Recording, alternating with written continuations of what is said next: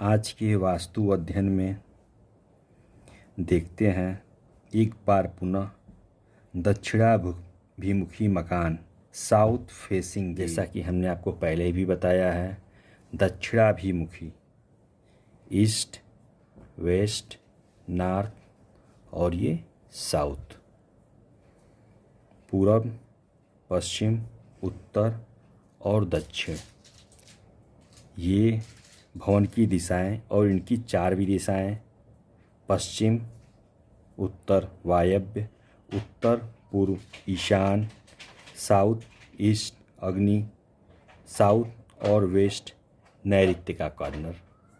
इसके अलावा ये पीले रंग से मैंने स्पेशली इसे ड्रॉ किया हुआ है। ये घर का ब्रह्म स्थान है, ऊर्जा का केंद्र। तो देखते हैं इस भवन का मुख्य प्रवेश द्वार। इस भवन का मुख्य प्रवेश द्वार दक्षिण, जैसा कि हमने पहले ही आपको बताया, ये साउथ फेसिंग मकान है, अर्थात इसका प्रवेश या निकास जो है वह दक्षिण दिशा की तरफ से है। और साउथ फेसिंग मकान के बारे में एक भ्रम भी है, साउथ फेसिंग मकान शुभ नहीं माना जाता। जो भी मान्यताएं हैं उन्हें छोड़ते हुए हम आगे बढ़ते हैं। जैसा कि इसका प्रवेश द्वार दक्षिण की तरफ से है, जो अग्निकोण से लगा हुआ है। दक्षिण अग्नि से लगा हुआ है, अर्थात अग्निकोण से सटा हुआ दक्षिण की तरफ बना है। ये आपका दक्षिण दिशा, ये अग्निकोण और ये नैऋत्य कोण।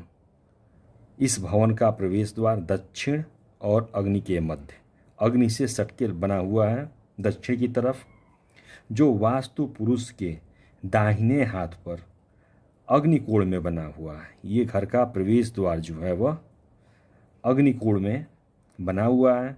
वास्तुशास्त्र के पद गणना के हिसाब से यदि हम इसे कैलकुलेट करते हैं तो इस भवन का मुख्य प्रवेश द्वार 9, 10 और 11वें, 9वें, 10वें और 11वें पद में बना हुआ है, जो वास्तुशास्त्र के नियमों के अनुसार शुभत्व को नहीं प्रदान करता, अर्थात शुभ फल नहीं देता है। साथ ही इस घर में पुरुष सदस्यों की संख्या महिला सदस्यों से कम रहेगी। कहने का तात्पर्य ये है,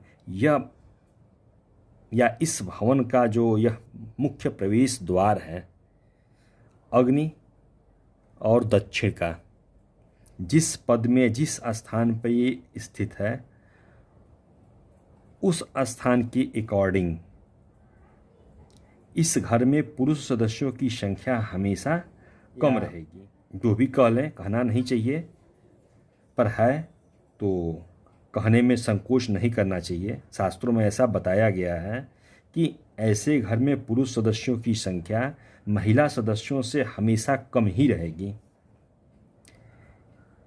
इस अग्नि दक्षिण के प्रवेश द्वार के लोग, अर्थात इस मकान में रहने वाले सदस्य की सोच उच्च कोटि की नहीं बन पाएगी। साथ ही इस अग्नि और दक्षिण के प्रवेश द्वार वाले मकान में रहने वाले लोग या व्यक्ति, विशेष तौर से गृहस्वामी या घर का कोई न कोई एक सदस्य असाध्य रोग से अवश्य ग्रसित होगा या होने के चांसेस बनते हैं। यदि इस भवन के ईशान कोण में पानी ना हो तो 5 साल, अगर पानी हो 7 या 14 साल बाद यह वास्तु जो है वो एक्टिव होता है, तो समस्याएं आ सकती हैं। और ढलान, जैसा कि क्लियर है, साउथ फेसिंग मकान, साउथ की तरफ रोड, तो इस मकान का ढलान भी साउथ की ही तरफ होगा। और साउथ की तरफ किसी भी मकान का ढलान या पलत्व होना शुभत्व को प्रदान नहीं करता है। आइए आगे बढ़ते हैं। बाथरूम, घर का सबसे मुख्य कोना बाथरूम होता है।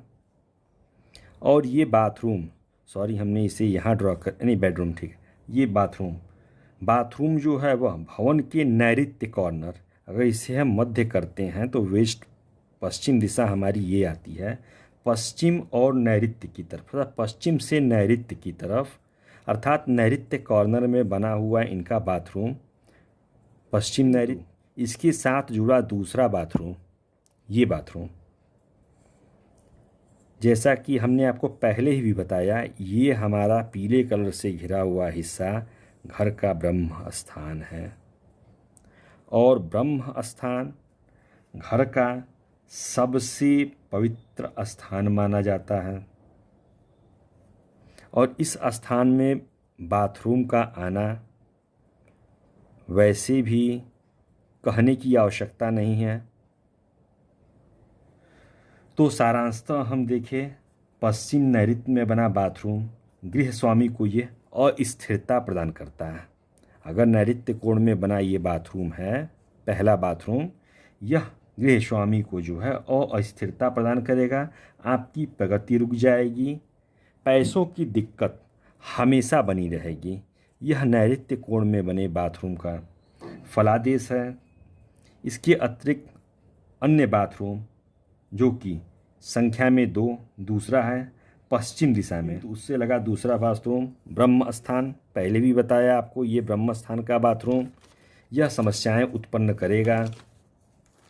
ब्रह्म स्थान घर का सबसे पवित्र स्थान माना जाता है, जो गड्ढे में तो कतई नहीं होना चाहिए, जिसका उदाहरण आप जलियांवाला बाग को देख सकते हैं। जलियांवाला बाग जिसके ब्रह्म स्थान में कुआं था, उस बाग में क्या घटना हुई यह जग में किसी से छिपा हुआ नहीं है।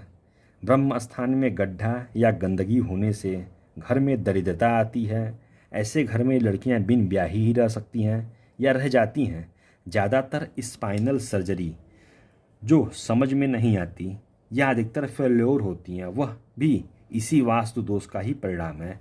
ऐसे ही वास्तु से जुड़ी जानकारी के लिए हमारे चैनल से जुड़े। यदि हमारी जानकारी आपको पसंद आई, अच्छी लगे या सत्य लगे तो हमारे चैनल को लाइक, सब्सक्राइब करें और मित्रों में शेयर करें। धन्यवाद।